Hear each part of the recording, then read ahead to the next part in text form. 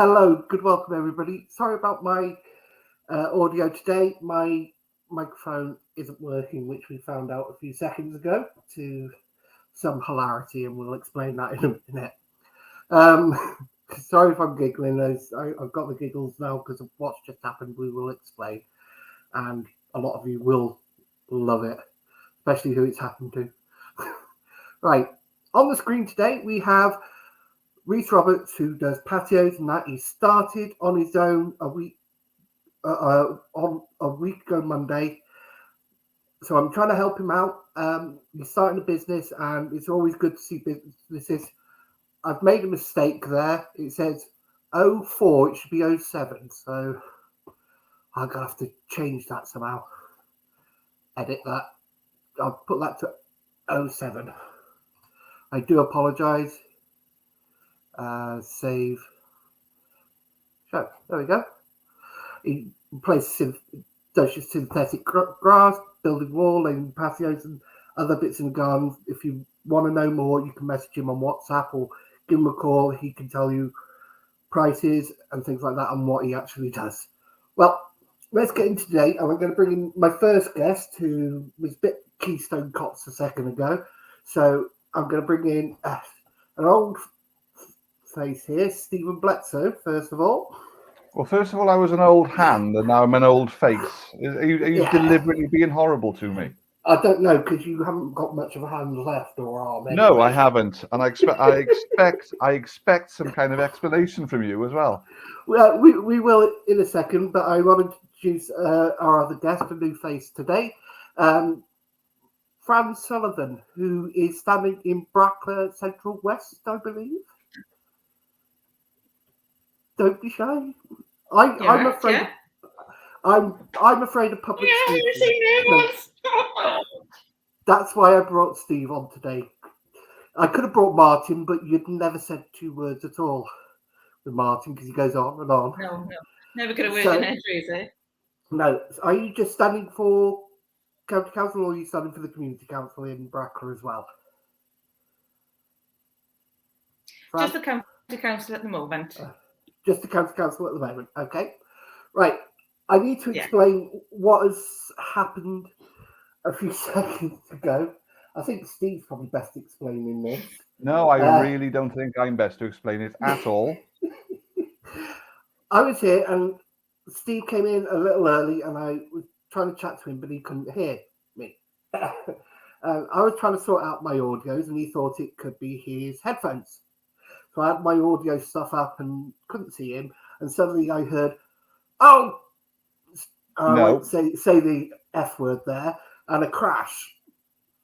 And it turns out Steve was trying to reach for new headphones and his seat had fallen over and he went to sit back and his seat wasn't there anymore. So we had both Freya and Steve's son rushing into the room. Oh, do we need an ambulance? Steve's there cursing, and it turned out all along that it was my microphone that was actually not my headphones. It was absolutely your fault, and I tried to help you, and my elbow is now like a balloon. Wow. So we had a giggle there before the start. Unfortunately, Fran missed it, came in just after it all happened. It was hilarious. So I wish I had it recorded, but I unfortunately don't. I'm pretty sure that if you had it recorded, you could have charged for that video, Luke. Oh, I could have made money. I could have made millions on that. Millions. Yeah. Yes. Anyway. Right. Let's get to it. Right. Today we're going to talk about a couple of things. We'll start off with the role of councillors, both community and county. Especially for people who don't always know what councillors can or can't do or how they can help you. Fran being a first time standing for councillor, it'd be some information and maybe we can dispel some myths that are probably out there what councillors can do or what they can't do. So Steve, do you want to give us a brief explanation of, we'll start with county council because both of us are community councillors, sorry, because both of us are community councillors. So we'll start with that. If you want to give us a brief explanation of them. Yeah, of course. I mean, go it from there. depends. It depends on whether you mean what can a councillor do or what can a council as a corporate body do. It depends on the person. I mean, as far as the corporate body itself, then the County Borough Council has set requirements that it has to deliver. Most of them are well known. You know, you're talking about your schools, your roads, we're now doing care. And when I say we, I don't mean we. I'm not a county councillor, obviously, but the local authority is getting a lot more powers passed down to it from Welsh Government, which is getting more powers passed down from Westminster, and kind of local authorities are passing down stuff to community councils as well.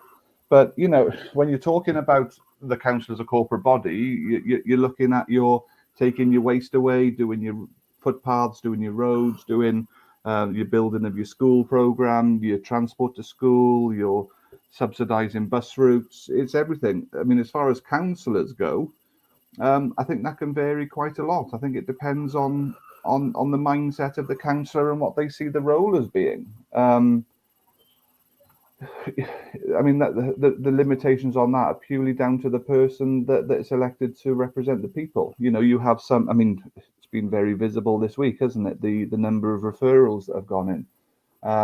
You have some councillors who put genuinely hundreds of referrals in. I think was Tim Thomas 1,400 over 5 years. I mean, that's one a day. He was, and again, it's. I mean, that's quite misleading because obviously cabinet members use referral system differently to ordinary councillors. Tim was way above everyone else, and you've got Amanda Williams in Coity with very good numbers. And then you had some at the bottom that hadn't done any for 2 years. So I mean, did that happen to be one of the Brackler stand-ins? It was, yeah. That was Councillor Pachella. Hasn't put any referrals in for 2 years. So I mean, as far as the role of councillor, it's what you want it to be. I mean, I've certainly only been I know you want to talk about local authority and councillors, but I've been a third tier community councillor for the last 5 years. But I've wanted to immerse myself in it and be that community champion. Exactly. So it depends on who the people elect to represent them. You know, very much about finding the person and how much they want the role of councillor to be, in my opinion. That's better. I can see your face now. Yeah, I know. I just realised nobody can actually see me, which is probably a good thing. So I removed that. No. If I don't get to hide, you certainly don't get to hide. That's not how this works. Well, yeah, I could wear a mask, but so we'll speak more on equal and what they can actually do. But what was your view of what councillors do there, Fran, from your perspective, not being somebody as closely involved, but apart from now, say from the public's point of view? I always imagined the role of a councillor to be the voice, somebody who can signpost, somebody when you don't know who else you can turn to. Oh, I know, I can give Fran a call. Oh, I know her, she's sorted things before. You know, I mean, Tim and Amanda have done fantastic work in the awards and they're really well known. And I think that's really, really important, is being a real person. It's very important to be very visible in your area and to be seen as helping and doing good within your area. There are fantastic councillors out there that. Sorry, Luke. It's not good enough to just once every 5 years suddenly appear on streets and start and knocking doors. It needs to be a constant thing. It is, and I think that's what Tim. I don't think there's a more hardworking councillor than Tim because he's doing so much, and I see him doing litter picks in between during his lunch breaks and things like that. It's so he's crazy. What a councillor should be. Yeah, and Amanda Williams is the same. She's I think her biggest amount of work comes from the developments of in Park Derwin and Tremacastef and Gathercastef. That produces so much work, and you've got these councillors that are saying, oh, but I haven't done that many referrals because I've got these other issues with developers or things like that. Well, when I lived on Port Edwin and we had troubles, we bought a Taylor Wimpey house and we had nothing but trouble. It was Amanda that sorted that trouble out for us. She was the one that was contactable. She was the one that came back to us, and ultimately she was the one who got our household vote because she was active, she was present, she cared. And I think it's a great lady to learn from. It's all about mindset, isn't it? It's like the whole thing of, you can have a sports person or somebody who's naturally talented. If they haven't got the mindset to work hard, that's the untrainable. And what you need within a councillor is you need that person whose mindset is to do that. It's the basic situation with councillors is it is a remunerated role. It's £13,500 per annum. And what's the basic requirements? Well, to attend one full council meeting a month, and you only get kicked off if you don't do 6 months in a row. The actual legal requirements of what a councillor is very minimal. However, if you vote a good one in, then boy, do you get value for money out of that councillor. And then they're also setting the standard for the bad one, not the bad ones. That's not a good word. But the ones who are not meeting that expectations that the public should have for them. Yeah. Well, it's about serving the public, isn't it? Let's be honest. It's a public role. Of course you are. And as I say, if you get a good hard-working councillor, then they are paid less than the minimum wage. If you get somebody who can't be bothered, then you're topping up someone's pension fund or paying to their holiday fund. That's the reality of it. Sorry? Paying their golf membership. Exactly. But it's and that's why elections are so important. It's about the public, and I've been out canvassing already. I actually love it. I canvassed last year in the Welsh government elections, and I'm out campaigning and knocking doors and speaking to people now. There's a disconnect there. A lot of people. I'm not going to sit here and say, oh, every single person who's answered the door has said fantastic, brilliant. A lot of people who answer the door say, what's the point? Yeah, because they don't see that connectivity between them as a resident and their elected official who represents them in the council. And I'm not painting all 54 currently with the same brush, but there are some people who are not serving their constituents properly at the minute. And that's why having another alternative about finding people who want that mindset, who want to help people, is so refreshing for local government and local councils. It's about people who want to be a councillor for the right reasons. Exactly. Not be, you know what I mean? And it's about you come back to it. You cannot train or teach that mindset. Somebody either wants to do this or doesn't. I think you've got to have a heart. It's you can't train a heart, can you? You've got to have the heart to want to serve your community, and that's definitely what brings me here. Yeah. It's well, Steve, is something I've been very passionate about for years. Absolutely. Yeah. We do joke about this. There was and I'll refer back to it. 1st of November 2016, the launch of Change for Bridgend. There was a post went out at 8 o'clock in the morning. Very first person to comment on that post, she's on the call with us now.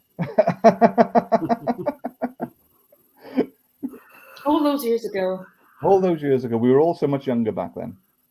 And less grey. Oh, there's a lot of that there. It's not nice. I know I've got grey there. It's not nice to have about me. I make up the grey for lots of people. Don't you worry about that. That's what being mayor for 14 months gives you. Look at it. And also the bruises. Yeah. What I was saying was that there are a few members that have come out on Facebook and said, well, this doesn't tell the true picture because I've got development in my area and all my work is with that.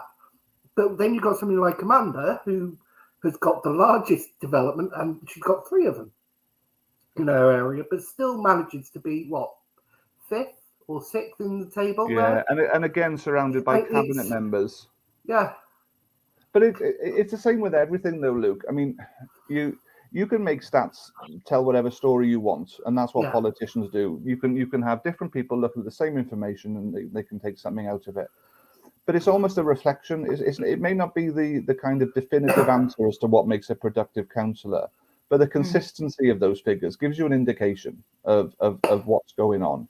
And it isn't the overall definitive, but it is a good guide. I mean, the residents know. I mean, the residents see who's active in their communities. The residents know who's doing the work for them. You can't fool the public for long. And I'm not saying councillors fool the public, but you know the sentiment I'm trying to say. You try. No, I see what you're saying, that visibility is important, but from an outside perspective, there's no other way to judge what a council does except for the referrals they put in. Well, there's attendance as well, isn't there? And there's there's what committees they're on and stuff like that. And again, you can pop all these things together, and you can see the ones who want to do something and the others who are just there to be I mean, let's be honest. I think it's good data. It's accurate data that reflects how that council is working. Yeah. So although there's lots of other things involved, it's a good measure. Luke, you and I know. I mean, we've been doing this for 5 years, and just, I mean, Fran is now visible as a BCI supported candidate, but you've been supporting us actually for longer than we've been supporting you. But we know the game. We know that there are paper candidates in elections. Oh yeah. But political parties, they want to put a paper candidate up because it feeds into their marked register, and they know and they can do. And 5 years ago, the local authority election was followed by a general election. Was it 4 weeks, 3 weeks, 4 weeks? It was very close, wasn't it? And we know the Conservative councillors, candidates were chosen in order for the Conservative Party to gauge where they were going to concentrate their general election campaign on. And some of those people got elected. Yeah. And they haven't served the residents for 5 years because their heart, and Fran used the word heart, their heart wasn't in it. They were paper candidates who were chosen, and they were swept along by the general election, and they got elected. And the Conservatives had their biggest ever representation on BCBC 5 years ago. I think they lost 5 or 6 of them through resignations. I also think sometimes, I know I did before I started getting into it and knowing the confusion between a local election and a general election. And I think because they were so close 5 years ago, people, myself, didn't, and I know members of my family, people I've spoken to, and any people I speak to randomly on the street, they don't realise that local elections are for people who live here to represent them on their own doorstep. Mm-hmm. General elections are for government, your Boris's. I think there needs to be a little bit of education to define those two groups. But you look at the headline for the Labour campaign for 8 weeks' time, because it's under 8 weeks now. You look at the headline campaign, cost of living crisis. Well, the only cost of living crisis in relation to this local authority election is council tax. Nothing else. For all that we may want to try and address this, local councils don't address fuel prices. They don't address petrol prices. They don't address any of those other things that are contributing to the cost of living. You can certainly have an opinion on them. Well, everybody can have an opinion, but how is voting for a councillor in the ward for BCBC going to help the cost of living? Well, the only, if anybody from Labour wants to come and have a debate about that, then we'll have a debate about, the increase last year and keeping the reserves. But we have to, as candidates, we have to treat the residents and the electorate with respect. We have to discuss things that this election can control. I'm being very genuine here, and I've been frustrated this week, and it's happened already. People just making stuff up on social media, just saying something on Facebook and then it becomes fact. And I don't subscribe to that, but I mean this very genuinely. When I was canvassing in Morva 5 years ago, I knocked on somebody's door in the local authority election in 2017, and I was told to my face that the person had to vote Labour in the BCBC elections to stop Theresa May becoming Prime Minister. How would that stop Theresa May becoming Prime Minister? But that's what they were told. Yeah. And that's not respecting the electorate, because at No. that time there were things like the Kia contract was due to come in shortly. You know, there were things that we had to talk about and discuss openly and honestly, and this is back to respecting the electorate. We have to have the debate around what this election is around. This election is not around the cost of living crisis, apart from council tax. That's the only thing. So let's start talking about future schools buildings. Let's start talking about the things that we can actually change, actually have an impact on our doorstep. You know, for you, Fran, you know, you're standing in Brackler. So why don't all of the Brackler candidates start talking about what's going to happen with Singleton's Junction? Because that's what this election is about. You know, I'm standing in Morva. Let's have a discussion over the Bailey Bridge reopening. Because although this sounds ridiculous and tedious, that's what this election is about. This election is about what replaces Kia. Exactly. Okay, there we go. We've got one message here for you, Fran, from Jean G. Fran, you absolutely got this. I'm so scared. Not me so much. I haven't got anything. No, no. But you know why? Because for so many years I have been told to be quiet and do what I'm told and not interfere and not express my opinion. And now that I'm actually free to do that, I'm really surprised that people want to hear what I've got to say. And I'm quite surprised they agree with me. And it's quite, and then I just seen that message and it's so nice. Thank you, Green G. You've got, if you want things to change in Bridgend, you've got to do two things. You either stand up and do it yourself, and like Fran is this time, use your voice and say, well, I've had enough of this and I think I can make a difference and I've got the passion there to do it. Or use your vote, because that's the other way you can make a difference in Bridgend is use your vote. You've got to use your vote. You've got to. There's so many people, and I get it. And they say, what's the point? It's just my vote. What difference is my one vote going to make? Well, you can make all the difference. We can Don't talk think about that that. your one vote doesn't make a difference to the whole thing. It's every single one is important, and you've got to exercise that right. Yeah, we can actually talk about that, because that's what it nearly came down to 5 years ago with control of BCBC, with the last area being counted, which was Blangarry, which is Sorrel Endy's area, and there wasn't much between the two candidates, and it was close, so they counted it again. And when they came to read out the results, they transposed the numbers and put them on the wrong candidates. They actually gave the Labour candidates the more votes, which was only, I think it was less than 25 votes at the time. And there was me there was Sorrel there was David Unwin as well. Martin and Tim Wood were both there. Martin was there, and they said, and they read out the results, and I said, no, you've got the numbers the wrong way round, because 25 numbers don't suddenly switch. So they went through all this palaver, and Hugh David seemed to be very funny, the only one allowed to go behind and talk with the returning officer, which was very strange at the time, that the leader of the council was actually allowed to go behind and talk to the returning officer, who was it Chris Meckham then? No, it was the deputy at the time. I think Darren had gone home by then, hadn't he? Yeah, and then it seemed to be a group of Labour's upper elite went behind and was talking, and eventually they did another recount, and it did come out that Sorrel had won, which stopped the Labour group getting overall control of BCBC outright. Yeah, 27 seats, didn't they? That would have made it 28. But I mean, you know, when you say about a single vote, I mean, you mentioned his name, Tim Wood. Tim Wood lost by 9 votes, I think, 5 years ago. Everybody's vote matters. You know, it's out of what was Bridgend population? 140,000.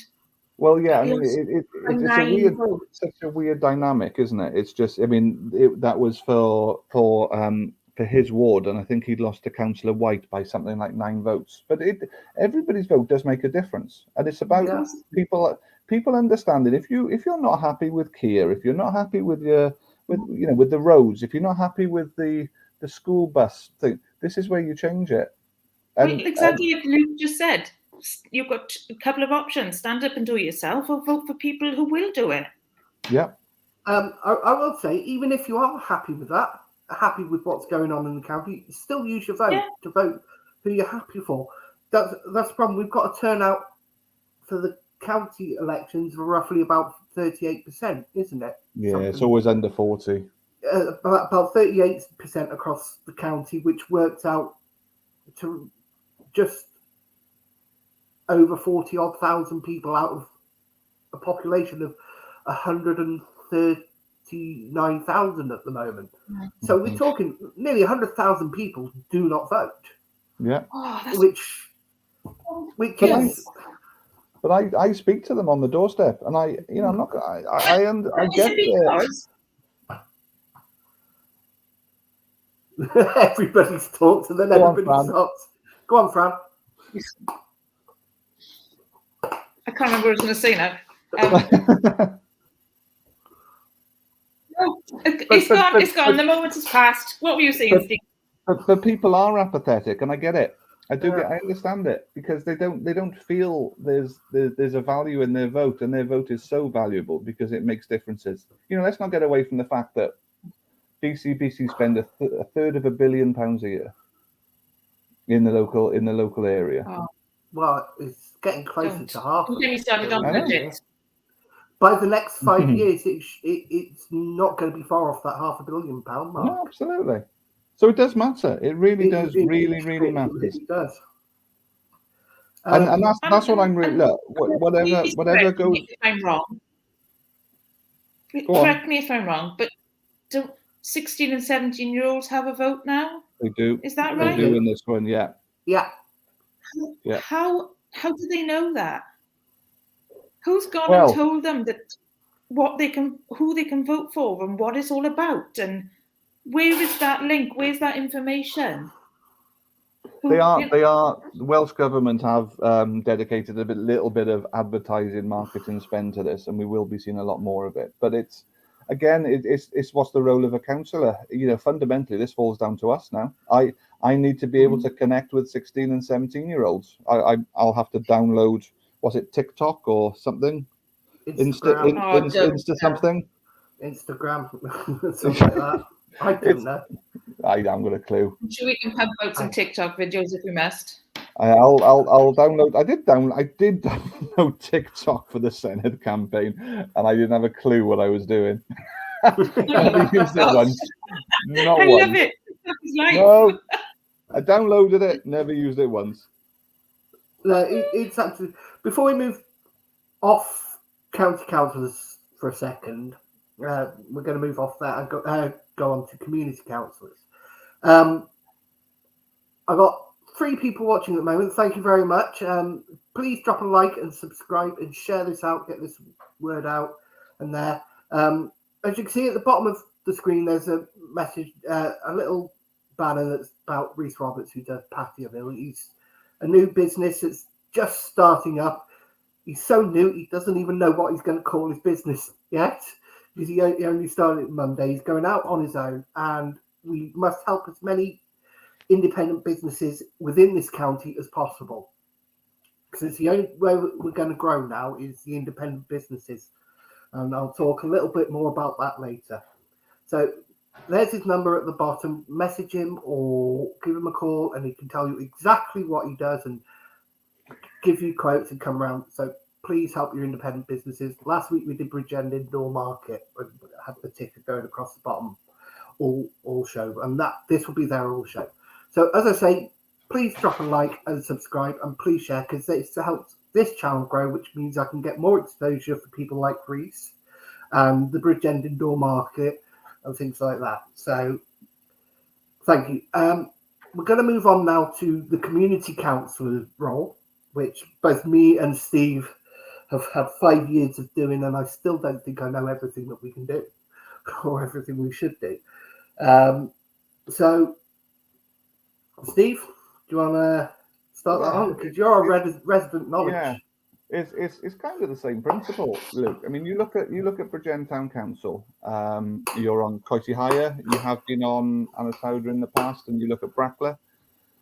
I mean, within certain limits, community councils can do quite a lot. I mean, you look at let's look at Bridgend. We put on Wartime Bridgend. We are the custodians of the War Memorial, and we put on the Remembrance Service on the 11th of every November. We do dog waste collection, and what I like about what we do on Bridgend Town Council is because we are the larger one, we actually subcontract our dog waste collection out to other smaller councils.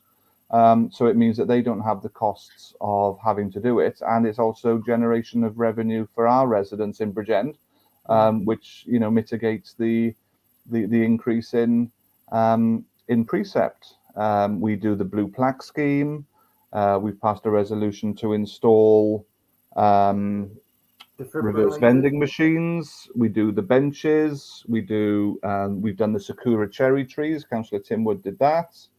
But again, it's about will, and there's been a debate this past 2 weeks or so about the precept cost of Bridgend Town Council, and again, that seems to be the bizarrely, it seems to be the line of attack for every ward around the borough is how high the Bridgend Town Council precept is. I mean, I saw today a Conservative candidate in Brackler had made reference to the Bridgend Town Council precept, which is a little bit bizarre. But fundamentally, it's about the cost, but it's about the value. There was a post by Bridgend Sports yesterday about a defibrillator that they'd put up on the bandstand changing rooms, and they made reference to a fact that it was with the help of, not exclusively of, but with the help of a grant from the council. Well, yeah, it did come as a grant from the council, as did the one that's gone on Penabon School, as is the one that's gone on the Cricket Pavilion. And that's why the Bridgend Town Council precept is slightly higher than other councils, because they're doing more, and that's about a mindset. It's, if you want a council to do more, then it costs more to do it. But you can have a council that doesn't want to do much at all, and then the precept isn't as high. But then you've got the percentage of staff costs in order just to exist is higher, because it is just existing. And community councils are not obligatory, they're optional. I think Cardiff has got 3 or 4 community councils. It's something that's quite exclusive to Bridgend that we have so many. They're not compulsory. So you do have to justify their existence by actually doing things. And again, community councils can do what's within the political will of that council to do, within reason. I think Bridgend is one of the very few in Wales, if not the UK as a whole, to have a community council or town council covering every single square centimetre of this county. Yeah. That's it. We have 20 areas, and all 20 have got a community council. Yeah, but again, I think Cardiff has got 3. I think not many. But again, it's about what can a community council do? Well, within reason, what it wants to do. Yeah, go on, Fran. You don't need to raise your hand. Just jump in. Just shout at him. I will. Where's my finger? So how on these community councils? Now, don't forget, bear with me. I am kind of new at trying to get on my head around this. So sitting on a community council, who can do that? Anyone who lives within 2 and 3/4 miles of the boundary. Do you need a special qualification? Do you need any particular experience? Do you need to be Mrs. Jones's second cousin twice removed? Or can you just want to be that passionate person with that heart who wants to make a change in their community? Anybody can do it. And that is some of the problems that people don't get involved because they don't realise they can. Mm-hmm. Yeah, anybody can do it, and as long as you get you used to. I'm not sure what situation is now, because I know they're changing the signature types that you have to get, or how many signatures you have to get. But you used to have to get 2 signatures for community council to be able to stand, from 2 residents who are registered to vote in the area. That's all you need to get your name on the ballot. Anybody over the age of 18 can do it. Right. It is 18, or have they lowered it to 16? 16. No. Oh, I can't remember. Yeah, there's something. We've had a contact by it, but from a young lad who wanted to stand, and I can't remember the exact. I think it might be 16, but I think you have to be 16 on the day of nominations. Whereas when you vote, you have to be 16 on the day of the vote. When you stand, you have to be 16 on the day of the nomination, which is a little bit of a weird one to me. Yeah. So you can vote in an election that you can't stand in. Doesn't really work for me, that. Yeah. Yeah, so anybody can do it. Someone like, I think Jefferson Tilsley is the longest, or if not one of the longest service community councillors in the UK. He was first elected in 1965 on what was then Kenwick Parish Council, but then it became Kenwick Parish Town Council. Now it's Kennelly. But Jefferson Tilsley has been serving there since 1965. So that shows a dedication, because you don't get paid as a community councillor. Oh, you do? You do? Can I finish what I'm going to say? You don't get paid. You get offered a remuneration of, it depends from council to council, but it's roughly about £150 per year. You can then decide before tax, but then you can decide not to take that remuneration at all. Unlike a county councillor who has to take their wage, their remuneration, like an MP has to unfortunately take a pay rise when it's done by an independent panel. They don't get any right to turn it down, which I think is silly. And the same with community councils can turn down taking on that remuneration, or as the chair of the council, you get extra to go and do mayoral chair things, opening things, and special. And there are also support in place for those who have family commitments and stuff like that. Yeah. There are things that can help with that as well. And it's becoming much easier now because community councils are moving to hybrid meetings. So even if you've got a disability and find it difficult to get out to the local meeting, it's made much easier now. You can be at home during that local meeting, so that you can see it, you can participate it, you can do everything that a normal person or anybody who can't get out of the house can do. So you can be part of it. There didn't used to be that you could have a hybrid meeting, but there wasn't a thing in place where you had to have it, whereas you have to have hybrid facilities now because of what happened with the pandemic. So it's becoming even more accessible for everybody to try and do it if they have a passion, if something's in their crawl, whether you want a little bench. And that's really encouraging inclusion then, isn't it, to people who wouldn't normally think of doing it. Yeah. And that's important, because in the past it has kind of been the domain of political party members, because, you know, as Fran has pointed out, what's the avenue into this? You know, the community council is open to anybody who has a heart for the community. End of story. And the more barriers we can remove to make sure that people who want to serve their community can get in, regardless of what their political ideology is, then the community councils will get better. And this is something where parties are good, because parties will help you with costs and getting people out on the doorstep delivering leaflets. And this is where BCI is good as well. And your individuals like Limby Independents or Porthcawl Independents, where we're not there to say, if we do this for you, you're going to do this for us. This is, we know how to navigate the legal minefield, because there is a lot of legal problems that you have to be sure. We can help you working with a group of other council prospective councillors in your area to lessen the cost of what a leaflet would cost. We could say, we put a message out on the Bridgend County Independence website and say, look, this person needs help with delivering leaflets. Is there anybody available? And you'd have 3, 4, maybe even a lot more than that saying, yeah, I'll be down, I'll come down and help deliver leaflets. That is what BCI is. It's a support network. It's not a party. It's not a, we'll support you, so you vote for us, vote this way for us. We could support you and you could vote for a party member in the election if you wanted to, because it's up to you. That's what BCI does, and a lot of people miss that, and I know I bang on about it a lot, but we're still getting it now after I've explained it so many times. Clearly, we're not a party, or BCI are not a party.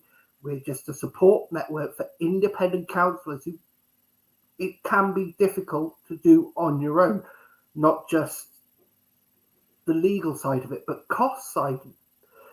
You've got so many groups coming in now. Bridgend County Independence, I'm guessing Brackler Independence, I'm guessing up in Lallaston Independence and St. Bride's.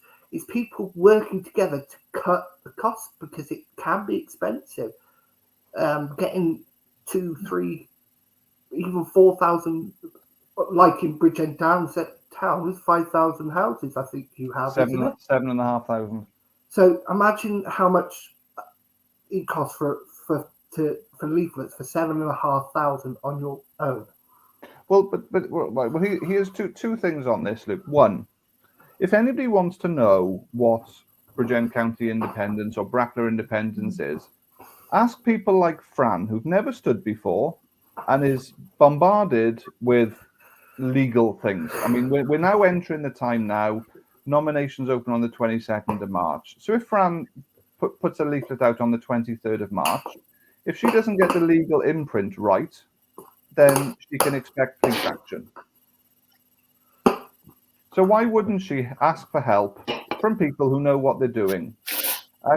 And that's Fran's leaflet with her message that she wants to say, with somebody checking over the legal issue. But here's a question for you, Luke, and I hope Fran will be able to touch on that in a second. But I have got a question for you, Luke. The last 10 days, or you'll see it on social media, our opponents at Bridgend County Independence put out this mantra, and whatever they post, they use the phrase Bridgend Independent Party, and they try to tell everybody that the group of people who stand together as independents are a party. If their biggest insult in what we are is that we're a party, which is what they are, then what's the insult? If you're saying you're a party and that's wrong, but we're a party and that's right, I don't get it. These people need to move on with this accusation. Oh, you're 23 people standing together. You must be a party. Well, no, we're not, because Fran has never paid subs. Fran has never been told what she can and can't say. Fran has never been told what's going on her leaflet. Fran has never been told what her opinion is on anything. And that's the reality. Well, exactly. I've known you long enough to know I wouldn't even dare to dream to do it. But this whole thing, and I don't want to do their job for them, but get over the fact we're not a party, because you're barking up the wrong tree. Because when I'm speaking to people on the doorstep, a perfect example, I was out canvassing on Saturday morning with Steve Easterbrook. We were on Corella Road. I stood next to him, shoulder to shoulder, knocking on a door.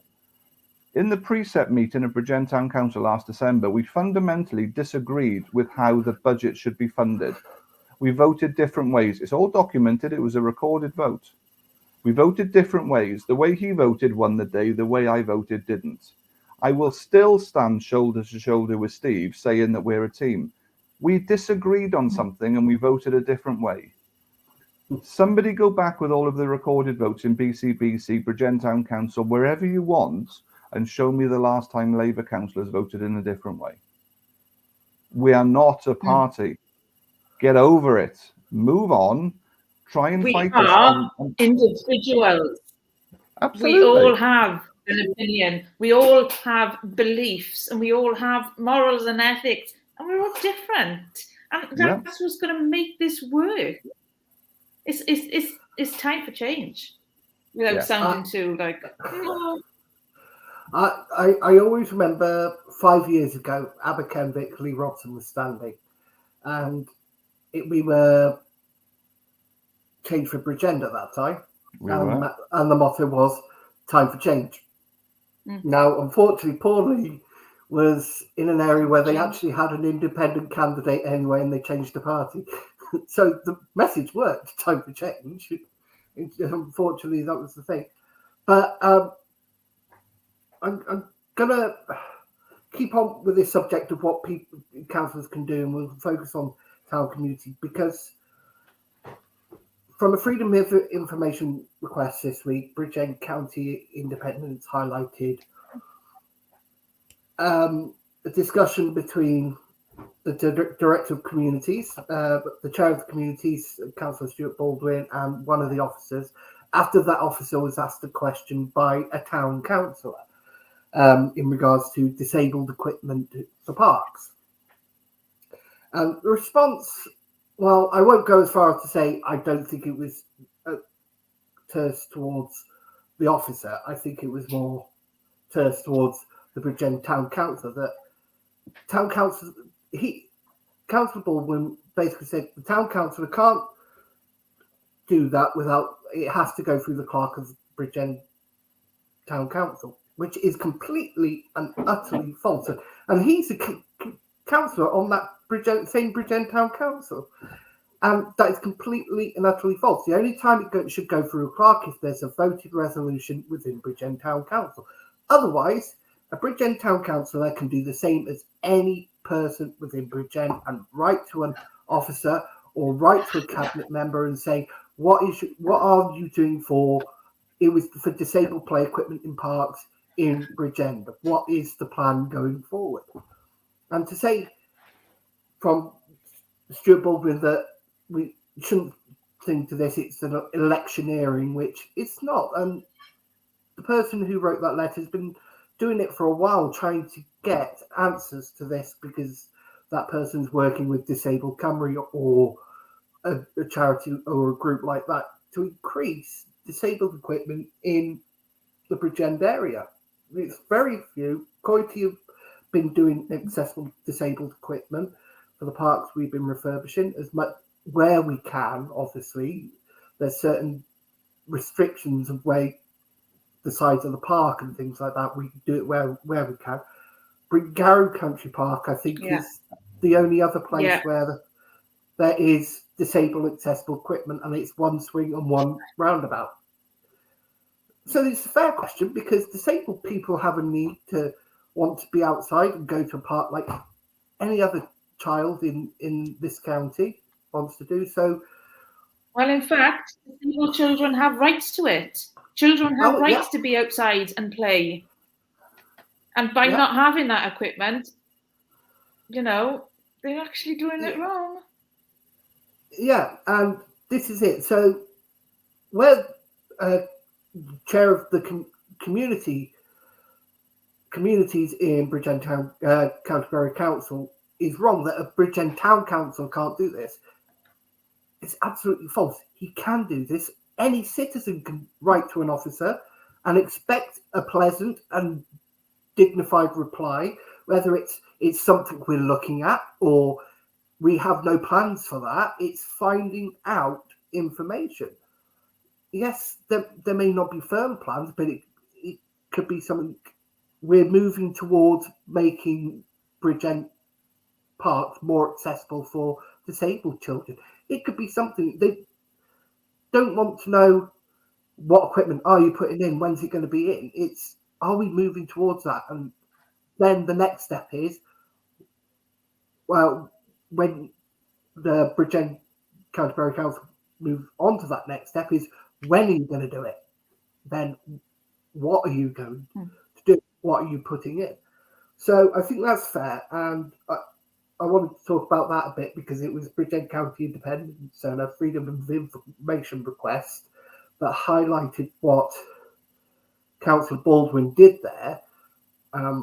It was completely wrong. So, Steve, do you have Any more information? Because I know you work with the gentleman on Bridgend Town Council. I mean, I read I didn't put the freedom of information request in. I was aware of it. I've seen it. I've read it. I was disappointed in it. I know Councillor Ian Williams very well. I speak to him. I know his passion for the subject, and I know that he had gone out of his way to engage with the right people at BCBC. And here's the key phrase: to the benefit of the community. And I have seen the original email response that he had back, which was very positive, and those who were engaging in meeting with him. And when you see the freedom of information request from the officer to the cabinet member, it was in a positive way. It was about positivity and changing. And look, my view is the only people who lose out in this are the public, because the residents there deserve better. I do believe in collaborative working, and politics gets in the way. There is reference to the fact that this is only being done with May's elections in mind. I don't believe that's true. I believe that this was done with the right intentions for the benefits, and we're back to the apathy that people see. People see that and they think, why do we bother? Why does it have to be about that? I know Ian. I know Ian really well. I know where his heart is on that. I know there's motivation for doing that. His motivation for that wasn't to get a couple of votes in May. His motivation for that was about the benefits that it would have brought. I think we got to get through to May now. I mean, BCBC have decided that it's purdah and they're not going to have any more meetings and all this rubbish. And this is why I stand. It's no secret. I'll be standing against Councillor Baldwin in 8 weeks' time, and I'll be putting my case forward as to why I believe I'm a better alternative for the public, and I have absolutely no doubt that Councillor Baldwin will be doing exactly the same. This is a game of opinions. This is about talking to the residents, and Councillor Baldwin believed he acted in the right way in that respect. I don't agree with him, and that's life. I think the problem that we do have in this this game is that people don't respect the differences of opinions. I think Councillor Baldwin has to answer for himself for why he wrote it in that way, in that tone, or whatever. And I know, I've seen public interactions between you and he. You've offered him the opportunity to come on here and talk about anything, and he said he won't share a platform with you. That's a shame, because I'm a political nerd, and I remember politicians of all persuasions sitting on a table in a church hall and discussing things. And this whole thing of not sharing platforms, it's again, the public are the ones who lose out. We have to accept that people in this world don't agree with us. It's just a shame, petty. Share a platform. But it is what it is. And Luke, you asked me to come on tonight, and the answer's always yes. And I know you want to talk about social media platforms later on as well. But we can't all agree. We don't all agree. We all like different food. We all like different sports teams. We all think things can be done the right way differently. But we must be able to discuss it in a grown-up and civilized way. And Councillor Baldwin has his reasons for writing what he wrote to Councillor Williams. And I believe I'm a better option for the people in Morva. And that's where we are. And you won't find me trying to score any points off it. It's just the way it is. And the old adage, what can't speak can't lie. The email was there in full. People can make their own minds up on it. The thing was, it wasn't actually written to Councillor Williams. It was written to the BCBC officer. Absolutely. So if BCBC officer meaning member of staff. Yeah. Member of staff. Yeah. Who wanted to work. Who wanted to work with the town councillor to the benefit, and the email had said it was positive. Somebody had agreed to meet with him to discuss things, and no meetings are allowed without the cabinet member's position. It is what it is. It's out there in the public now, and I suppose that's one benefit and something we should thank the Labour Party for. They brought the Freedom of Information Act in, so thank you. Thank you. Right. We'll move off that now. Did I want to speak about social media platforms? I don't remember. Didn't you say that. something about people being banned off hubs and stuff like that? I can't remember. I did have a third subject, but as I said, I still can't remember what that third subject is. Yeah. And I know that's cropped up again this week. People saying they're blocked off hubs and stuff like that. So yeah, I just dealt with that in my own way. And so, okay. I dealt with that. I spoke to the people. I replied in the comments, and I don't. For me, if it's on my page, yes, I have an opinion. It's my page. It's what I do, and maybe I should explain myself. If I ban somebody, I will tell the reasons why. On other pages, I'm not a moderator on any other pages. None of the other pages are anything to do with me. So really, I can't comment why people were banned. I can't say the reasonings. It's not for me to say. It's for them. If ever these moderators want to come on here and explain why individuals banned, and we can go through each person if they want to, it could take a long time, then we could do that. But I don't think that would serve any purpose in any way. It's not an issue to me. I used to admin debate and argue because but I decided against that. I walked away. I admin the Morva hub and everyone's on there. I don't even look at it. It's just there. Crack on with it. If anyone wants to say anything bad about me, put it on the Morva hub. I don't care. Okay, right. Next, we're gonna move on to the gender pay issue that's arisen this week in a BCBC meeting brought up by the very same Councillor Baldwin again. And I believe this actually involves your lovely wife, Stephen. Yes. That's the person he was referring to in the meeting. I have my thing. I've got the report up. I don't know if everybody see it. I'll share my screen so people can actually. Well, look at you going all Councillor Spiller on us, sharing your page. Very clever. Right. Can you see that?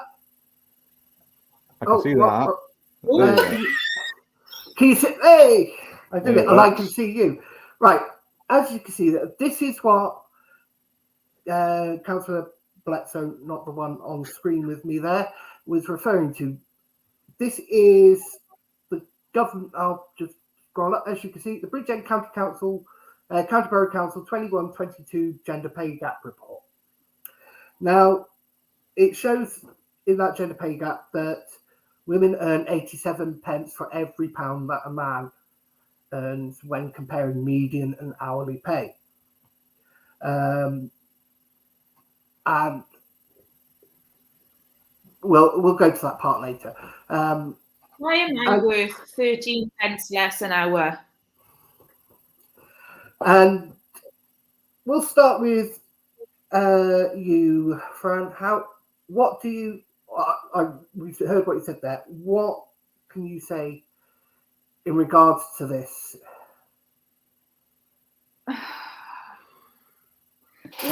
Why on earth does me being a woman mean I'm worth 13 pence less an hour than my colleague doing exactly the same job?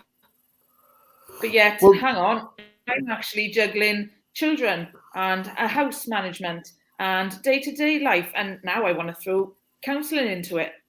I'm still worth that 13 pence less. That's staggering. This is where politics gets rather unnecessary again. Those figures there are quite stark. And what I really liked on International Women's Day, there was an Autobot, and I don't. Autobots were Transformers, weren't they? But there was a bot account that when anybody did a kind of photograph of our organisation recognizes International Women's Day, it automatically generated this information. It was really good. Like I think it was Gender Pay App or something, or Pay Gap App or something like that. There was a Twitter feed that did a really effective job. But I don't think that information is actually very clear. I think this kind of led to the situation that you're referring to in the BCBC full council meeting. Because apparently that information there doesn't mean, by all accounts, that a woman is paid less than a man for doing an identical job. What it means is that women as a whole are generally paid less, Who but not for the decides same that? job. Who decides that? Don't tell me. No offence, men, but it's got to be a man, isn't it? Who decides that women are paid lower? That's ridiculous. But if you go down studies and research that show how effective we are and how motivated we are and how energetic we are getting the job done. Can I jump in a second? Don't say not all men, otherwise she'll throw something at you. Yeah, I'm not going to say that. But what I'm going to say is, I hate things like this where it's just basic information without the facts. Yeah. They don't give the facts of this. And this happens when they do gender pay gap across the whole of the UK and things like that. Oh, women earn. They just lump in and say, all women this side, all men that side. How much do all men earn? How much do all women earn? And what's the median in between? Yeah. It shouldn't work like that. It should be on a job-to-job comparative of the same amount of people and the same job. It's not done that way, and that's where figures get skewed. But don't forget, this is an official .gov website. Yes. So this isn't some kind of kid in a back bedroom trying to put this together. This is an official Gov website, and I know you did. If you did go down a little bit, if you go down a little bit again now, I'll do that now. It does give some further stats in the fact that you can see that. I mean, you look at that top line, and that looks brilliant because it's saying that there are more women than men in the higher paid jobs. However, what it also says on there is that it's an even bigger proportion of women in the lower paid jobs than men. So the first thing that you can take from this is that BCBC employ a lot more females than men. However, the lower down the pay scale you go, the more proportionately you get women in the jobs. Mm-hmm. Now, here's what frustrated me about again, not a clip that BCI put out, actually. This was a clip that Labour put out. So, the information at the top clearly states that women are paid less than men at 13 pence per hour. Per pound per hour, not per hour, but per pound per hour. And that's not exclusive to BCBC. That's reflective across the entire country. As I followed that Twitter bot, and it's evident. And, you know, being fair, some of the ones I saw were 25, 30 pence an hour more. So, you know, 13 pence per hour isn't bad, but it isn't great either. Exactly. Now, my wife, my darling wife, or my lovely wife, whatever you called her, put a tweet out stating the information that you had at the top. Which is factually true. Which is factually true. Did that really need that grandstanding in a full BCBC meeting? Did it really need a man to say that a woman had hijacked International Women's Day? Did it need that? I would say it was playing to the crowd, but nobody watches those meetings, so I'm not quite sure who he was playing to. It was so they could do only a man would say that.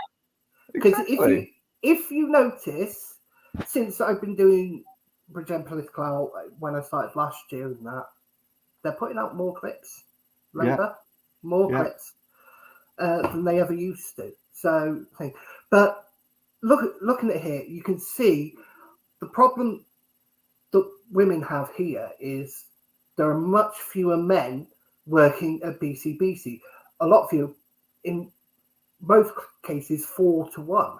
Yeah. If you look at the lower pay. So that does drop your median average because of the amount of women you have in the lower areas. But is that because there's more women than men generally in the county? How does that weigh up in the population as a whole? And this, I really don't know, but this is where just those two stats, these are the only two figures on this website. So this is how it can be misleading. Freya had good intentions, because that's what the facts say on this website, and that's how much what is on that website? Yeah. and Can't get more factual than that.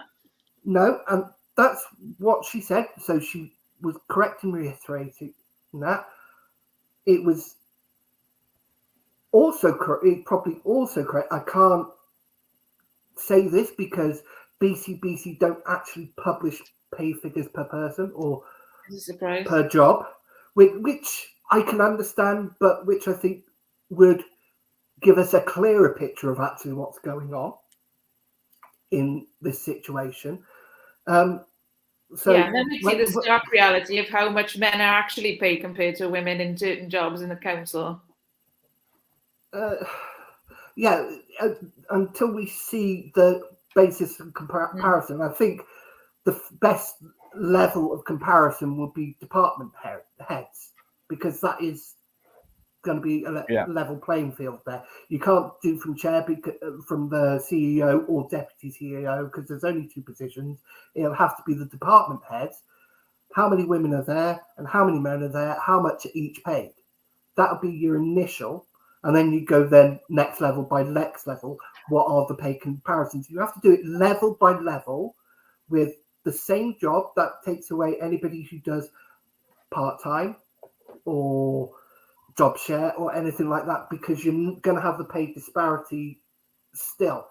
And women tend to do more part-time and do more job share, because women, quite frankly, are more flexible than men.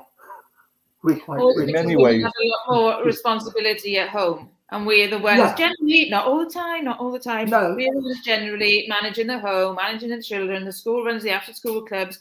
That's why we have flexibility in our working schedules. Doesn't mean we're worth any more or less. No, absolutely not. It really does not. But the other thing, when they compare gender pay gaps, quite often they don't take into account how long somebody's been in that job, because that does take into account, because you get increments. Increments, you get bonus holidays, you get things. So that should see how many hours you put in as well. That doesn't take into account. So when they do the gender pay studies and gender pay gaps, and this comes up with, I think the figure is 77 pence in every pound. This is the general figure in the UK. Women earn to what men earn. And it's wrong, because they don't compare like to like jobs and like to like that. And men generally, unfortunately, tend to be towards the higher paying job, like from the STEM fields. Whereas, and I know people say, well, this is wrong, you just being stereotypical and gender. It's not that. It is the reality of what the statistics show is women tend to be in the more empathetic and caring professions, like nursing, like teaching, like daycare and things like that, where you're not paid as much as, because men dominate the STEM industries, science, technology, engineering and mathematics. Men do dominate that. But when you've got women in those fields, they generally do earn more than men. It's roughly about 2 pence in every pound more than a man they earn in those fields, so which is good. But then people say, well, shouldn't we get more women into those fields? Yes, but it's not a case of just putting them in there. People have got to want to do it. They tried it in Sweden and it didn't work, where people were free to choose whatever way they were going. They weren't guided in one direction or another, and it turned out women generally went towards, when they were given the free choice, went towards nursing, caring, teaching and things like that, because they are more empathetic than men. I'm not being sexist, I'm not being rude, it's just biology, unfortunately. No, it's quite funny, Luke, because I'm studying to be a nurse and I've just come out of education, so I can't disagree with that. And it's not, I do think nurses should be paid a lot more considering what they do. And I do feel bad that right now, after what's happened with the pandemic and nurses being hailed as the new heroes and things like that, and frontline workers being hailed as the new heroes, we seem to be forgetting that again. We're going back to what was reality as we're coming out. They're still heroes. They still put themselves on that front line every day, whether it be somebody who's just lost a loved one and they're there comforting them, or helping a doctor do a life-saving operation. They're still there every day, and they still do not get paid enough. They never have. They're also the people they're making sure everyone's eating and had their medication, and they're being paid for in any way they need.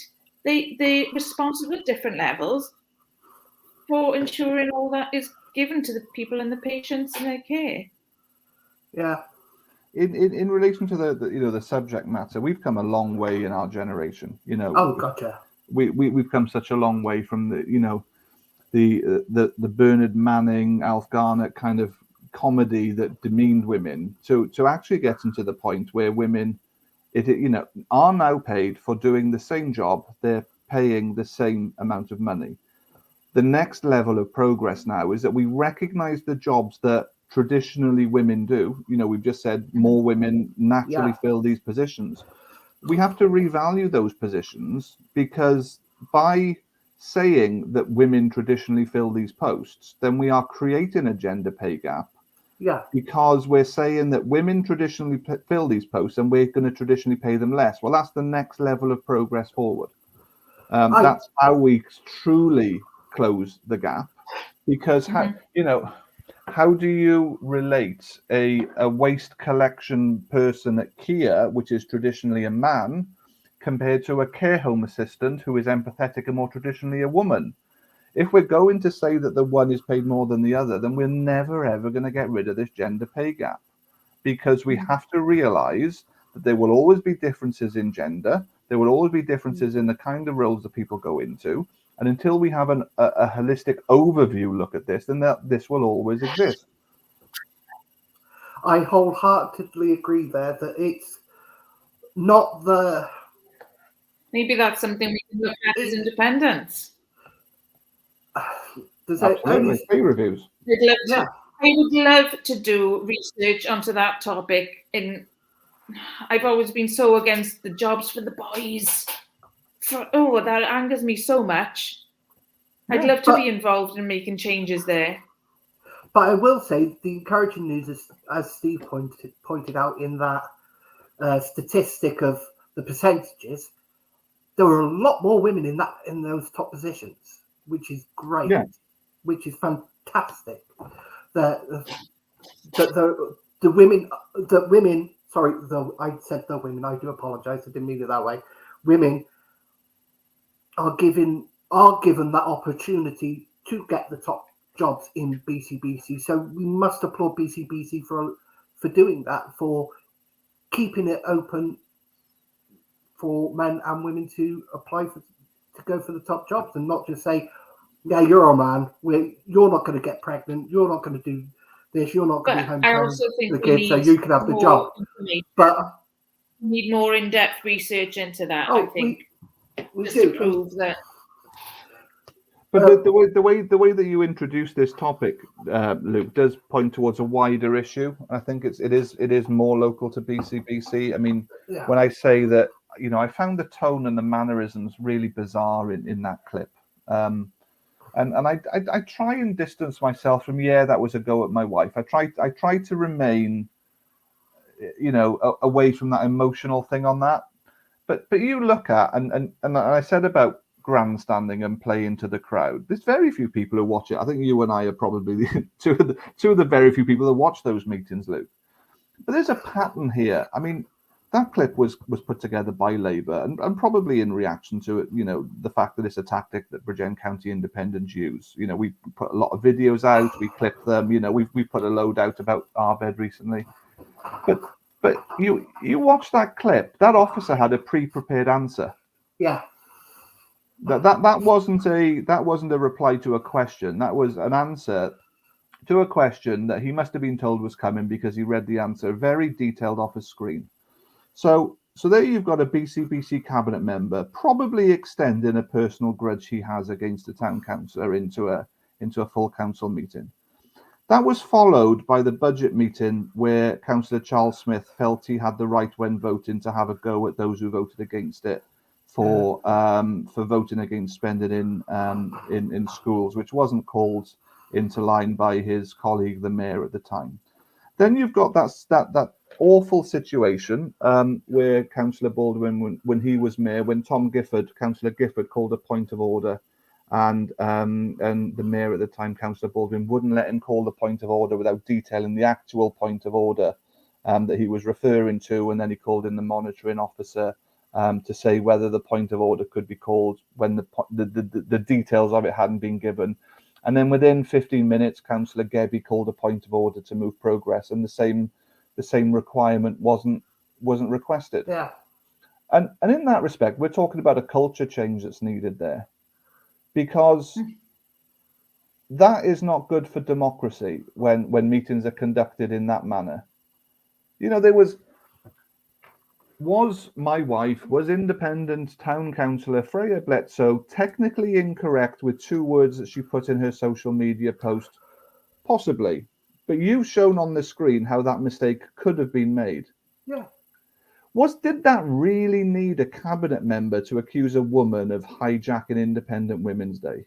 Did it need that? Was that necessary? Was that needed? Was that a look? Was that a good look for a cabinet member to do that? Because I personally don't think that was very edifying. No. And that's not something how I'd interact with somebody. That's not how I would tell somebody I'm a cabinet member. That's not how you'd interact with a woman on International Women's Day. It really isn't. It's, you know. That's not how you should react with a woman, full stop. But considering it was International Women's Day on top of that. Point of order. What order? No, it was day after, not the same day. Technically, no, but the social. You know what you would say, though. Yeah, do you know what I mean? And you know how can you accuse a woman of hijacking International Women's Day when it's her day? Like only a man can do. But we all, again, it's the game, Luke. We all know the game. You know, Councillor Baldwin the day before was on a BCBC official thing celebrating International Women's Day. Can I say he hijacked International Women's Day? No, because celebrating International Women's Day and then hijacking a council and accusing Freya of. Can I just say it's not like BCBC, the Labour group there, don't have any female councillors, and the other thing is, I don't know whether this.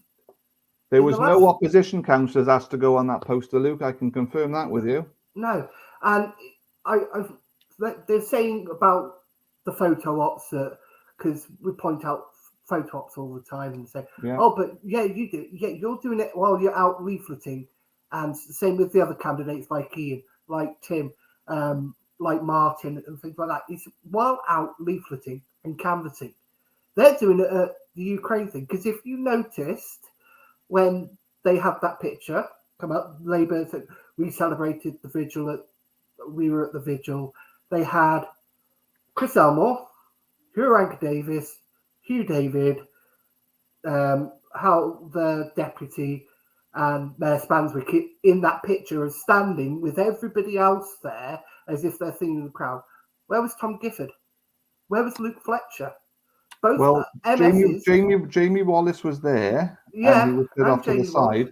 I was there as town mayor, but I was stood over in the corner, and I was there because I wanted to be there, not for any other reason. I didn't go and stand front and center. I took one photograph of the flag, and I marked it very quietly. It's not, it's You didn't have you standing there. Look, here I am at this vigil. It was, this is the vigil that's happened, and that's it. It's no self. And there was quite a few with Labour, and they always had a Labour member in it at that point. They had the group shot of Hugh, John standing there with a couple of others, and then that one where I'm guessing they were doing speeches at the time because I wasn't actually there. Yeah. And you had them all standing there. You had the MP and MS, but you didn't have Jamie Wallace there, or Luke Fletcher, or Tom Gifford, who are all the same. If it had been done that way with them in the picture, yeah, fine, fair enough. Don't complain. It doesn't give. That's fine. That's not pushing the political agenda. Whereas the other one was. Yeah, The way they did it was.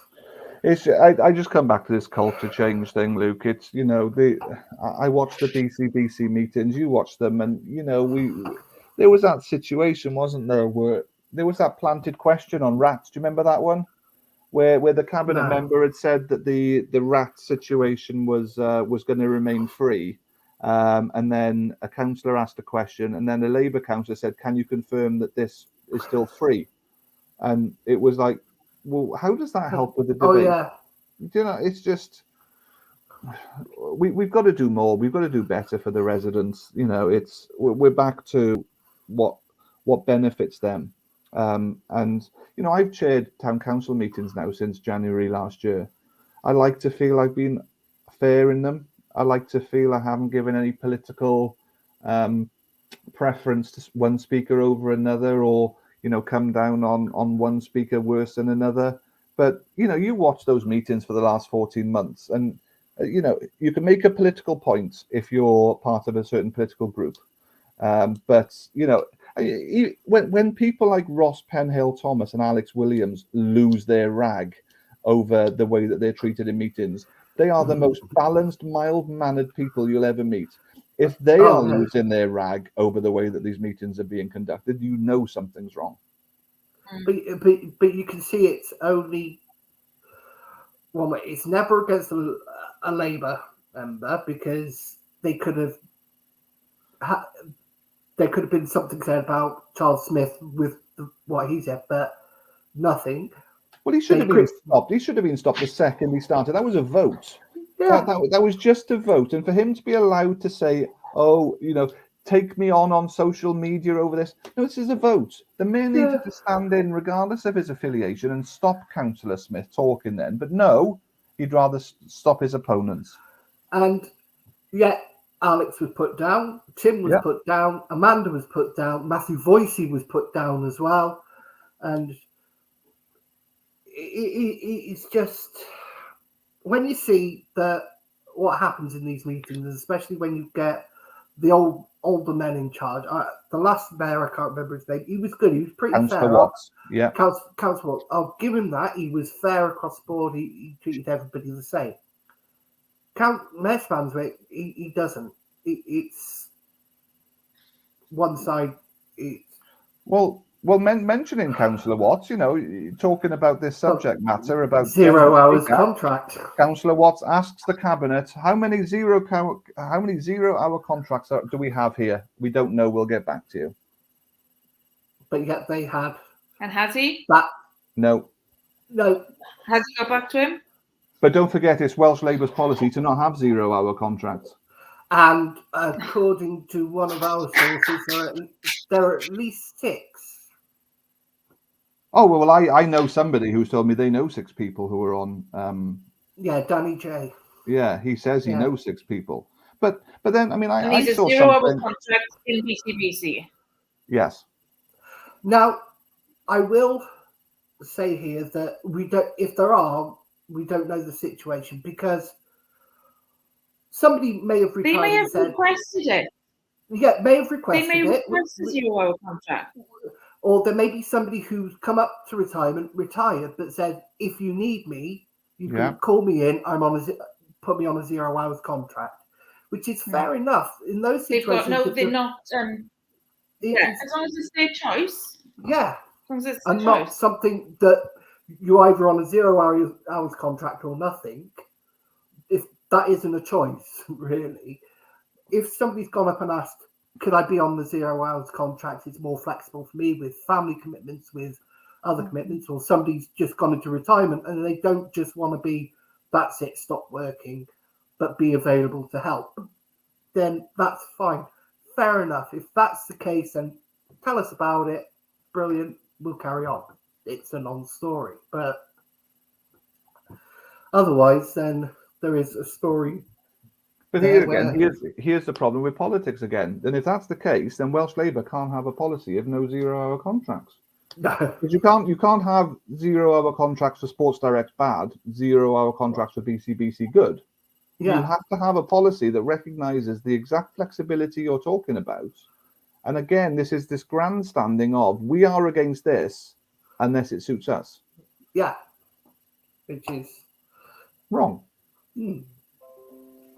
I think that's all we can do on the gender pay gap, really. Without much more information, because there needs to be a lot more information. So it does, and it's not fair to sit and judge and make assumptions without knowing. Knowing the details. We can't criticise Councillor Fran Bletsoe because she just reported what was given on official government statistics, which is perfectly fine. That's reporting the statistics from the government. Well, how dare she hijack the day where she recognises her gender? No. We can criticise Councillor Baldwin for bringing it up in the meeting. It didn't need to be. There was nothing there. It could have been done with a non-statement. What was the relevance? Do you know what, Luke? I wouldn't actually criticise him for bringing it up. I would criticise him for the tone and the way he did it. Yeah. A clarification of of what he said. I don't personally have a problem with, but as I say, he could have said it's been brought up, and I've looked at the official government statistics. Can we please confirm? Can we please confirm that we do not pay? Yeah. That's it. But it was a tone. But there was some. This week they've been accredited as a living wage employer, which was £9.91 an hour. Mm-hmm. I remember 4 years ago, Jeremy Corbyn saying it was a living wage would be £12 per hour. Mm-hmm. But yet £9.91 in this climate when inflation's up, prices are up, and that's a real living wage. I don't understand how its real living wage has gone down over time. I mean, what we need to ensure is that our local authority employs on the basis of qualifications, not any identifying feature. We as I said right at the start, we've come a long way. We've still got a long way to go as far as how we employ people, how and I mean society in that respect, not just the local authority. I'm really pleased with the world that my children are growing up in, but I still think that we can improve it. Definitely. Yeah, you can always improve. You can always keep moving forward, because if you don't keep moving forward, you start sliding backwards. Mm-hmm. There are things that... Or worse, you get stagnant and stay where you are. Yeah. And I think that's what's happened. And we need to pave that new way. We need to make changes. And I think you only be able to move forward with having a diverse group in charge, not just the old people who've been there years and years, but young people, women, people from LGBTQ, colour people, disabled people, from all spectrums, because you represent all spectrums. You're not just representing one certain class of people. So that's what the council needs to be, and I'd love it if more people from all over would get more involved and put themselves forward. I know it can be daunting, and I know there are a lot of people out there who will straight away attack you regardless, unless you're with a certain party. You get attacked straight away, and it's made hard, it's made difficult. You're bullied, and you're put into things. Sometimes I think questioning goes a little too far. Not deliberately, but accidentally. But there are some out there that directly target these people to intimidate and to push them aside. I mean, I've been on the receiving end of some of those, Luke. You get used to it after a while, and people try and drag me in and get me to argue back, and they're wasting their energy if they think that's gonna work. Because I'm just that's not where my head's at anymore. I don't. 5 years ago, I truly believed I could change everybody's mind with a debate on Facebook. Yeah. And you can't. No, and that's where, unfortunately, from 5 years ago, that reputation has followed you even 5 years later. You still, and you don't debate people, you don't get in arguments anymore, you don't let your thumbs do the talking. No. Anymore.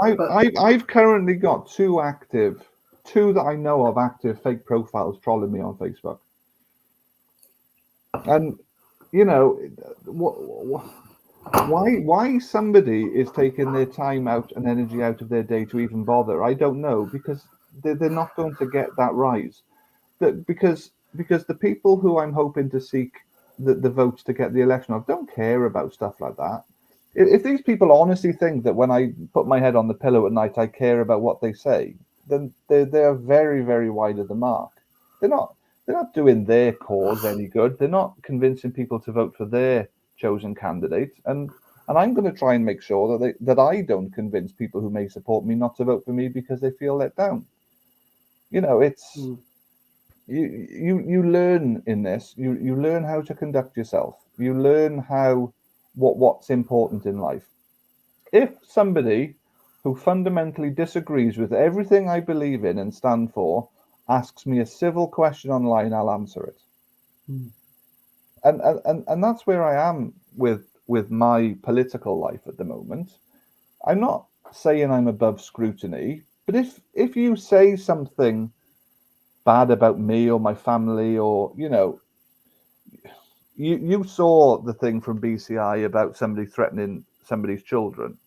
Well, that was directed at my kids. It wasn't directed at me. It was directed at Freya. You know, if you feel that you are in a position to threaten my children, I will not engage with you. If you disagree with what I say politically and you ask me in a respectful way, I'll respectfully answer from my point of view, knowing that I'm not going to change your mind. You know, I was down on the Bailey Bridge down by Corella Road and Tesco's the other day, and I said this bridge should be open because of the flow of traffic and the problems that it's causing down there.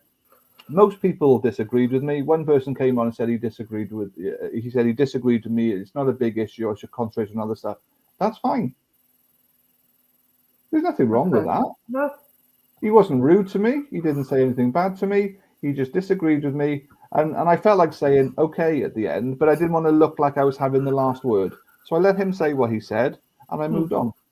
You know, that what in political life is wrong with somebody disagreeing with you?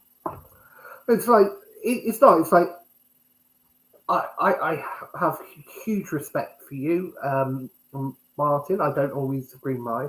I fundamentally disagree with you with the pedestrianisation of Bridgend, but I don't have any less respect for you because you want it more traffic to be going back through. And I hope you don't think any less of me because I don't think so. Of course not. And I have some very good friends who disagree with me on that, but I wholeheartedly believe it.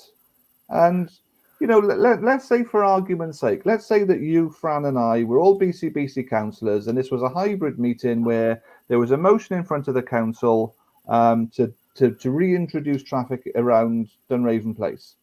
The three of us would have our say. The three of us would have our vote. Nice. But we would debate it. We would vote on it, and then after the vote, whichever way it went, we'd go back to being mates again. Yeah. We wouldn't lose respect for anyone. We wouldn't argue with anyone. No, and at the end, maybe that's the problem. Is they're not in that relationship with each other in the first place.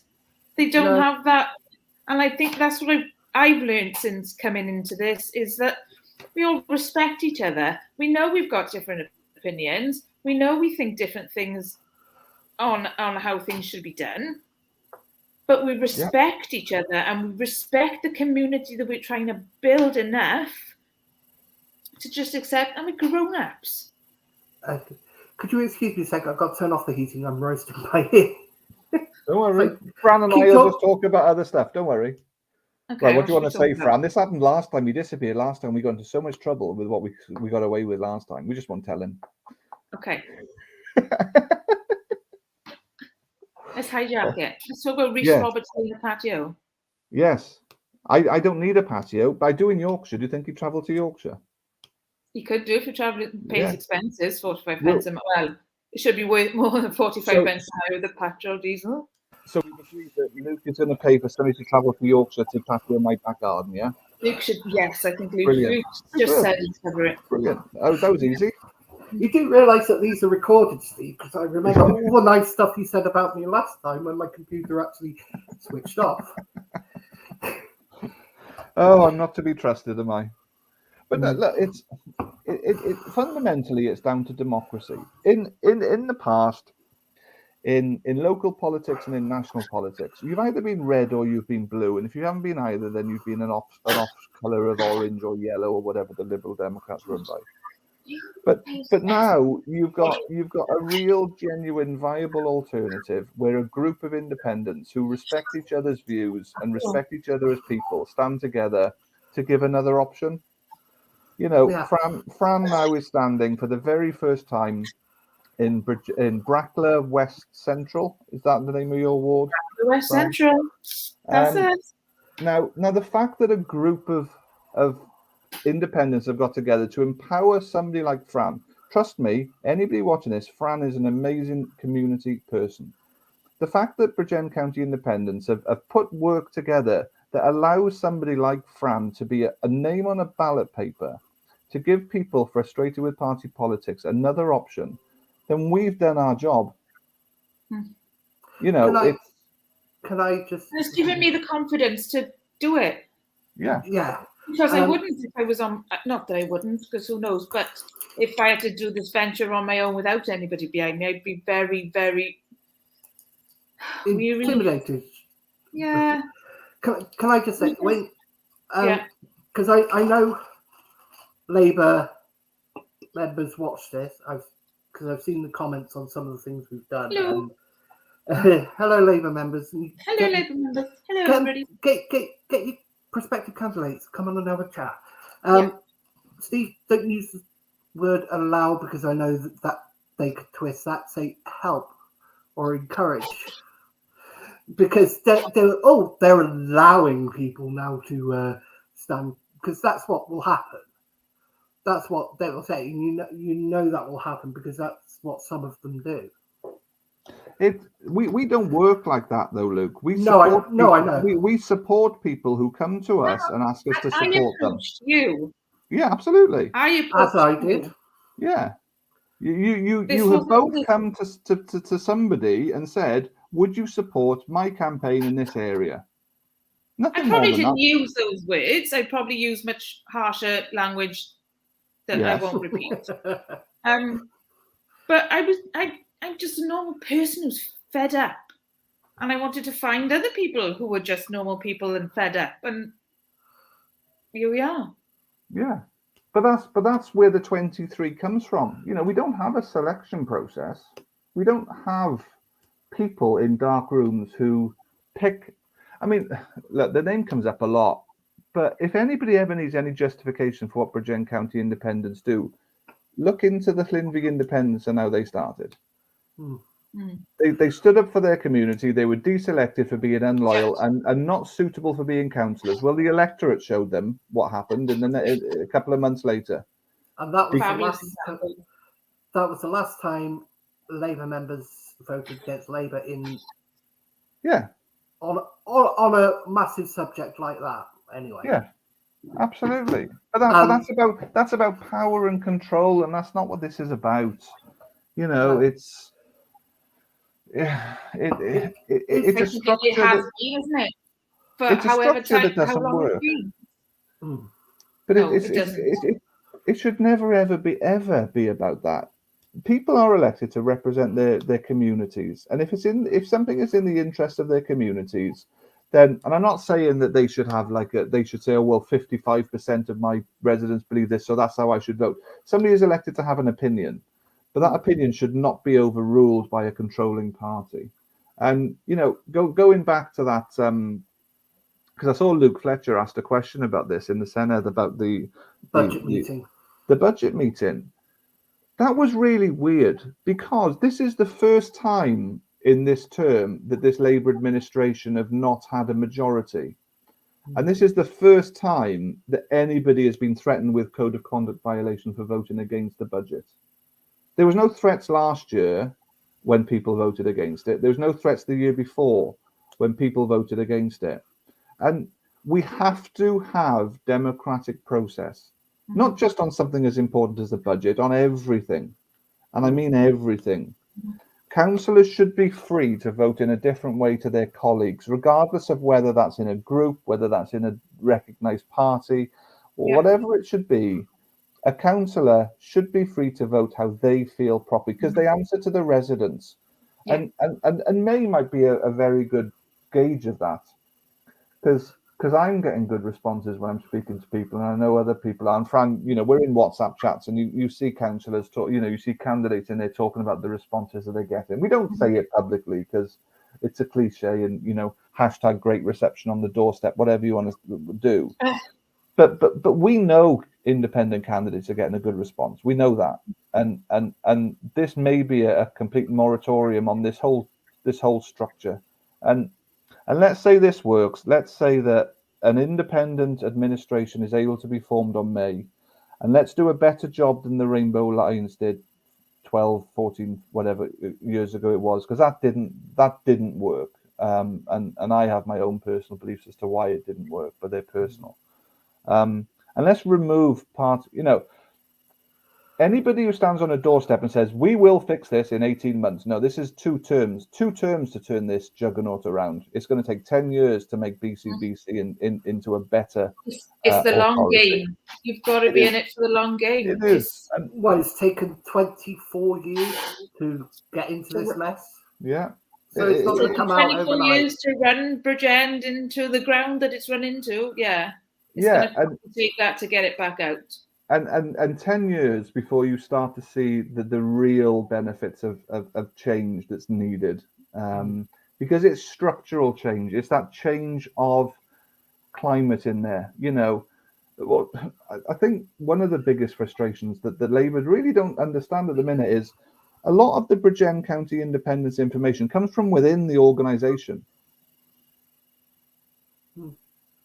This stuff gets passed to people affiliated to Bridgend County Independence from the authority itself. We don't make it up. Everything that goes out under BCI does the whole BBC triple check things. Everything is validated. It is, but it all comes from within inside the organisation. I've been talking. It shows how much they've had enough as well. They have, Fran. They have. A lot of the information on our bed came from officers, and most importantly, ex-officers who left and had so much frustration about. And we're talking to people now about some stuff about care homes that is just scary. Honestly, it's scary, and there's reviews and everything going on about that, and that needs to run its course. But it's a minimum of a 10-year project. And it needs, but people are going to want to see the green shoots of change immediately, and whatever happens in May, I hope that whoever can form an administration has enough willing people to really take some difficult challenges on, because there's some difficult things that need doing there. Yeah, it's a culture change, isn't it? Some people are going to be very upset by the change. I think it was shown clearly in the budget meeting where the 105 officer, it basically said, well, what we say you have to do, otherwise you bring the council into dispute. At the end of the day, no, we don't have to do, the councillors don't have to do what you say, because they're not elected to be answerable to you. They're elected to be answerable to the people. You're there to carry out the will of those councillors, whatever they decide. Bullies. It's essentially bullying. Yeah. The problem that you had with that situation, Luke, was that it's down to interpretation, because I've read the Constitution in relation to that, and as with law and as with many things, why do we have solicitors? Because different people disagree with how the law is interpreted. And fundamentally, that comes down to a judge on what the interpretation is. But there will always be solicitors who disagree with what the words say, the black and the white here.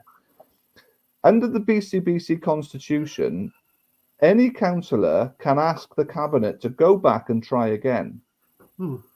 So any councillor who voted against that budget, in my opinion, was not in breach of the Code of Conduct or violating it or any like that, because my interpretation, which is shared by others, was that councillors had the opportunity to send that budget back to Cabinet. Now, that's their constitution that was being quoted towards them. But my interpretation differed to others. But that doesn't mean that my interpretation is wrong. It means it's different to others. Yeah. And what you had in that situation was people quoting facts and reiterating facts that were open to interpretation. And I applaud every single councillor who voted against that budget in the face of what they were threatened with, because that was a brave move. And I applaud them.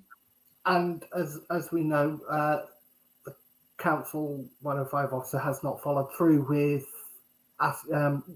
the reasons for people. Well, they don't need to, because the budget went through. And apologised. Well, I'm led to believe an apology has been offered, yes. Yeah, in a way, as we found out when we spoke to Amanda last week. There is a little section in that constitution which was done in July 2018, I believe it was implemented, where it can be interpreted that the council must vote in accordance to what the monitoring officer, the CEO, or the legal officer tells them. Well, let's save 54 wages then and not bother having councillors. Yeah, to me, that says, let's say the CEO goes in one day and says, I think you must vote, I get £1 million pay rise. Yeah. There's no and point if not, councillors. you bring in the council to disapprove. Yeah, if councillors are there that way. If councillors are there purely to rubber stamp what the four statutory officers state, there is no point. There's no point in having councillors. There's no point having elections. There's no point having these people, because then you just have an organisation that believes that officers report to the statutory officers and they are rubber stamped. There's no point having planning committee meetings, because if a statutory officer tells you something, you have to do it. You have to have scrutiny. You have to have openness. And this is where it comes down to interpretation. As I say, in my opinion, those councillors were not in breach of the Code of Conduct under the Constitution that I was reading whilst that meeting was going on. No. But that's my opinion. I'm a person who I'd like to think if I was in that situation, I would have voted against it and I would have taken a Code of Conduct complaint against me on that basis. But as I say, I very heartily applaud Councillor Ken Watts, Councillor Julia Williams, Councillor Amanda Williams and Alex Williams, all for voting no in the face of what was put in front of them. Yeah, too true. I think the upper tier of probably BCBC council officers have got too cosy over the last 14 years with Labour in charge. It's do what we want you to do. And I'm not saying all of them. No, I'm just saying it seems that, and it's very difficult, Luke, because I'm not sitting here saying any kind of impropriety on behalf of any officer at all. That's not what I'm saying. But we're back to what Fran said about the culture change. Yeah, you know, we have to recognise what the council is and what its corporate body is, and what genuinely, if there's no point in having councillors, get rid of them and save money. You know, put it back into reserves. I know they like putting money into reserves. Yeah, but then no, I'm not. No, I'm not even going there. No, it's because I'm genuinely not. Look, I'm not saying there's impropriety on behalf of officers. That's not what I'm saying. What I'm saying is that the officers have to understand that this is about interpretation, and we're back to others may disagree with you.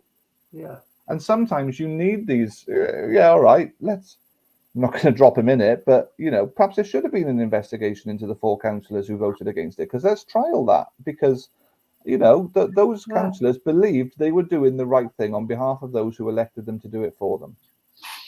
Guys, I'm going to have to stop you there. I'm going to put my children to bed, ready for school in the morning. But it's been an absolute pleasure. Thank you so much for having me, Luke. It's been fantastic, and you've been amazing, Fran. You're welcome back anytime. Thank you. Bye, guys. Thank you. Bye. Oh, yeah. Let's move off that now. I've got 10 minutes before the end of the stream. Is there anything you wanted to mention? I think Fran was amazing. Fran is brilliant, and what Fran is brilliant at, Fran endorses what Bridgend County independents are. You touched on it earlier. Was I abrasive 5 years ago? Is that still held against me? Probably. But should that be held against Fran? Should that be held against Lisa? Should that be held against other people who have come to BCI for help and support? Because the one thing I read on Facebook a lot is, oh, I really like you, but I don't like the people you associate with. Well, that's lazy. Is Fran a viable alternative for Bracklow West Central in May? You bet your bottom dollar she is. And she's right up there with the traditional parties. Forget your opinions of me. Forget your opinions of Martin. Forget your opinions of Tim or Ian Williams or Freya or whoever. Understand that what Bridgend County Independents and what these umbrella organisations like Lalliston and Bracklow and Anisowra Independents do.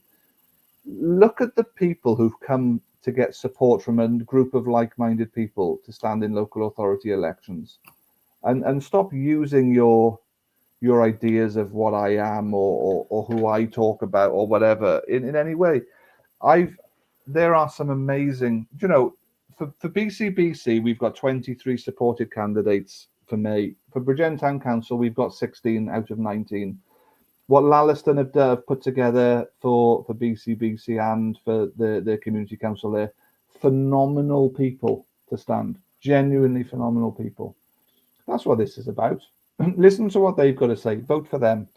And stop using any kind of dislike for me that you have against them, because again, it's pointless and it has no value. Can I just say, nearly 2 hours of a live stream, people. We've had people popping in and out. Not one of you has noticed that I spelt Reese wrong the second time. I did. I noticed right at the start, but I was just being polite. You told me I'm dyslexic. I miss these things. I know, but we were live. I know. I noticed the phone number. You could have told me. Well, yeah, that's when I looked. But don't worry, I'm sure Reese is thankful for the advert you've given him.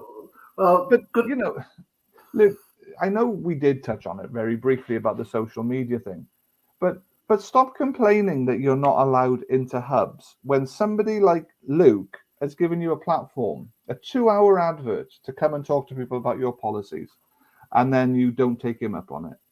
No. We might finish this a little early, but before we go, tomorrow I'm doing another live stream, a special live stream with councillors Alex Williams, Amanda Williams, and Tim Thomas. Tim Thomas may be a little late. He's got a Anisowra Community Council meeting just beforehand, so he may be a little late joining us. It's in relation to the school drop-off and pick-up policies in Brimmennin, Pencoed and Coity at this present time, and what it would mean for future primary schools that are being built. There's one at the moment planned for Bracklow, Welsh Medium School, which we had an update or a presentation on Thursday at the Coity Higher Community Council meeting. So that's a live special tomorrow with 3 fantastic councillors, 3 of the most hardworking councillors who are all in the top 10 of the recent list of referrals that came out. All 3 of them are in that top 10 and fantastic councillors. Brilliant. It's just a shame that we have to talk about something that could potentially be, which we've seen unfortunately in the past, very deadly situation. It's something we don't want to see, and it needs to be better. The other thing I want to say is, for the next 8 weeks, we've got an election on.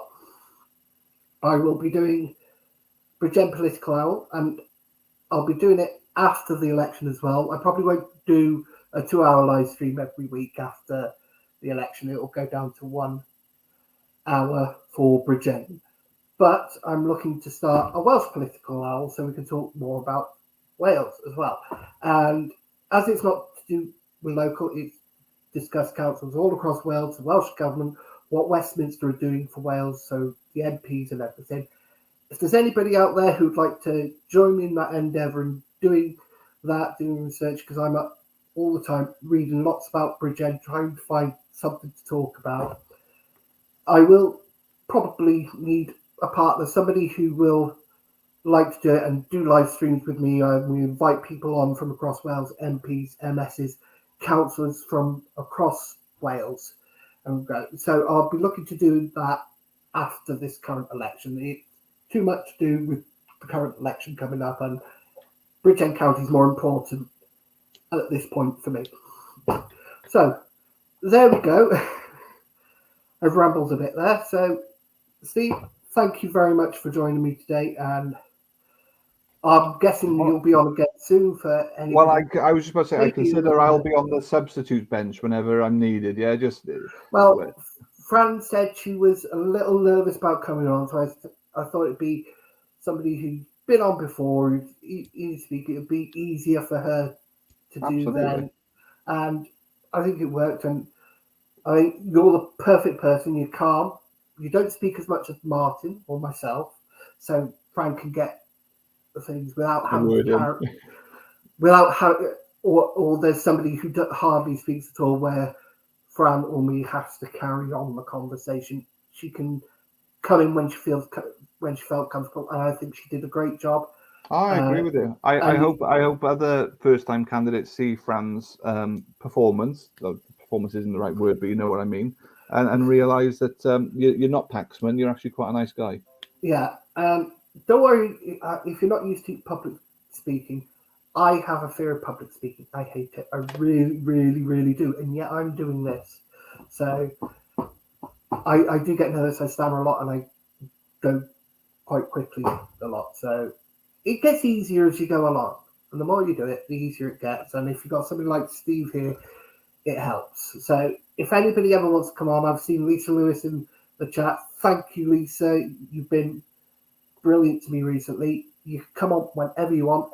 Anybody else who's standing, I don't care, independent party or the local horse, I don't care. Come on, come and have a chat.